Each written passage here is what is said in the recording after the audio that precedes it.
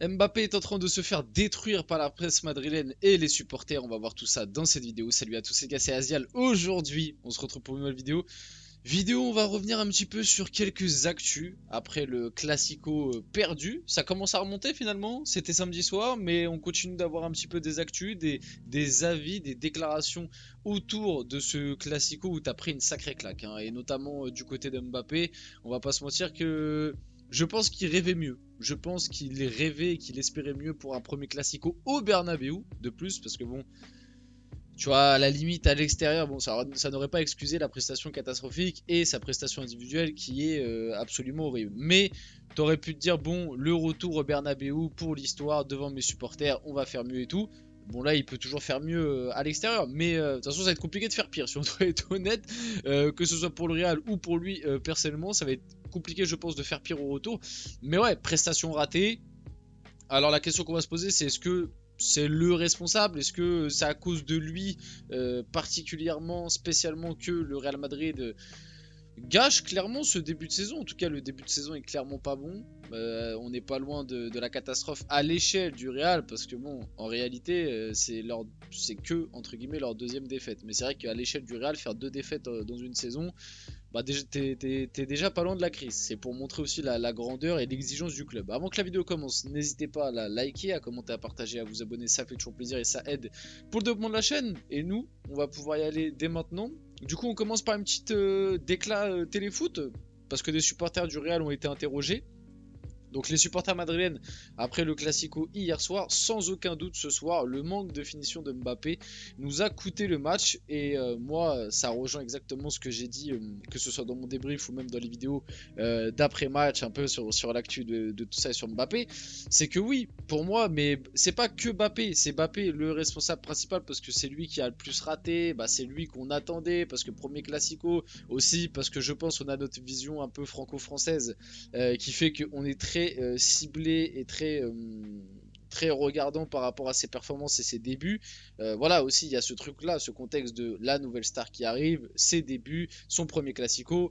En plus de ça, l'année dernière tu as un Bellingham qui était dans la même situation, qui lui avait mis doublé et avait permis au Real de gagner ce classico, donc très attendu.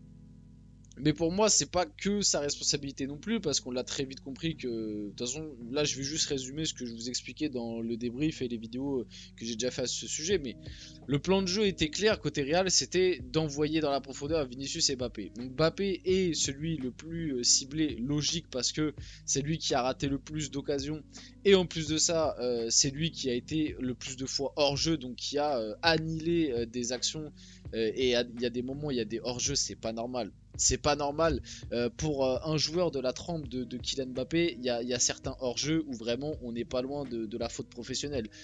T'es numéro 9, t'es attaquant, un hors-jeu, c'est pas juste une stat banale. Un hors-jeu, c'est comme si un défenseur faisait un nombre de fautes important, tu vois. Tu vois ce que je veux dire? Le hors-jeu pour un attaquant, c'est sa faute. Parce que tu dois pas être hors-jeu quand t'es attaquant. C'est le truc de base qu'on te demande pour pouvoir participer au jeu, pour pouvoir aider ton équipe. Là, 8 fois hors-jeu. En plus, il a battu un record. De ce que j'ai vu passer, ça faisait 15 ans qu'en Liga, il n'y avait pas eu un mec qui avait été 8 fois hors jeu. La dernière fois, c'était en 2008 ou 2009, donc 15-16 ans. Donc voilà, ça montre, et en Liga globale, donc c'est pour vous montrer. Des fois en Liga, tu as des attaquants voilà, qui sont pas ouf. Là, on parle de Kylian Mbappé, un attaquant de classe mondiale. C'est pas normal d'avoir été autant hors jeu. Donc par rapport à ça, oui, il est. Il est le responsable principal en tant que joueur. Maintenant, on peut reparler de certaines utilisations d'Ancelotti, notamment de Bellingham. Le plan de jeu était pas bon.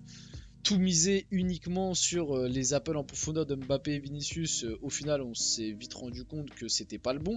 Ça aurait pu être le bon si tu avais un Vinicius et un Mbappé plus inspirés, sauf que les deux ont complètement raté leur match. Et en fait, pour moi, la première mi-temps a été un tournant, parce que à partir du moment où ils se sont rendus compte qu'à chaque occasion qu'ils avaient, et ça sifflait hors jeu, la défense a gagné mentalement le duel face à Vinicius et Mbappé.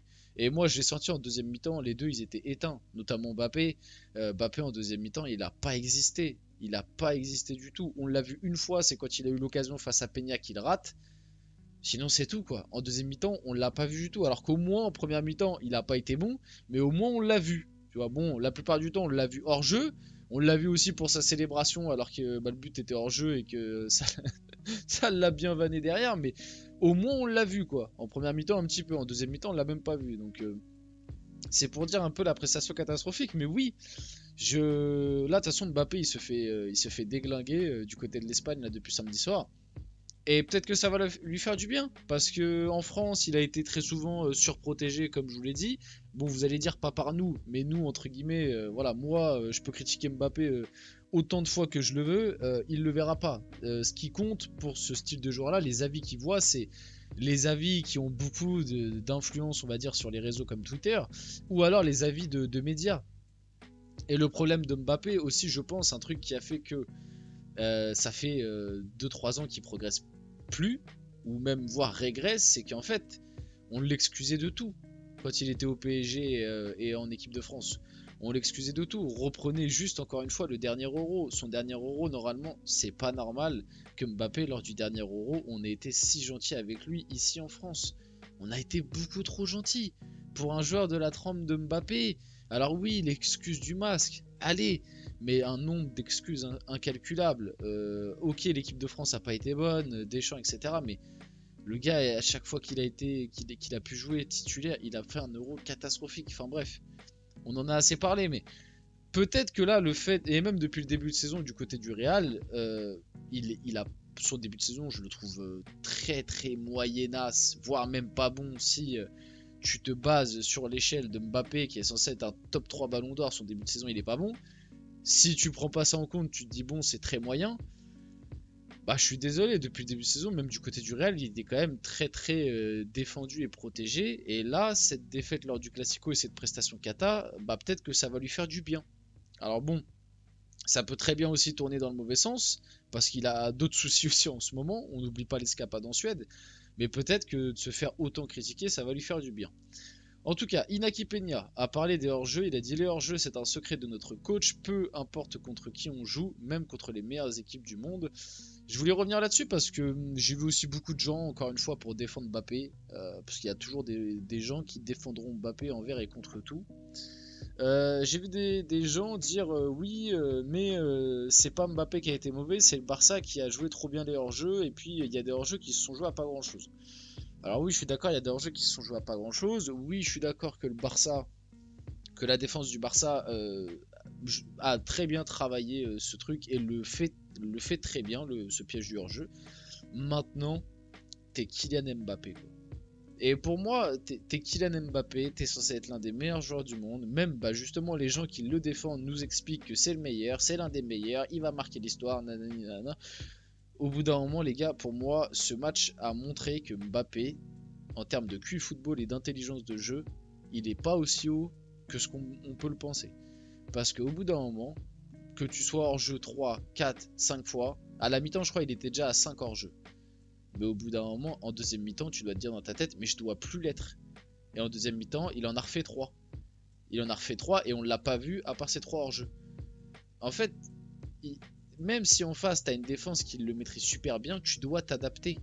Tu es censé être l'un des meilleurs joueurs du monde, tu dois t'adapter, faire quelque chose de différent pour malgré tout faire la différence, ou au moins, pas faire la différence, mais au moins bonifier le jeu de ton équipe.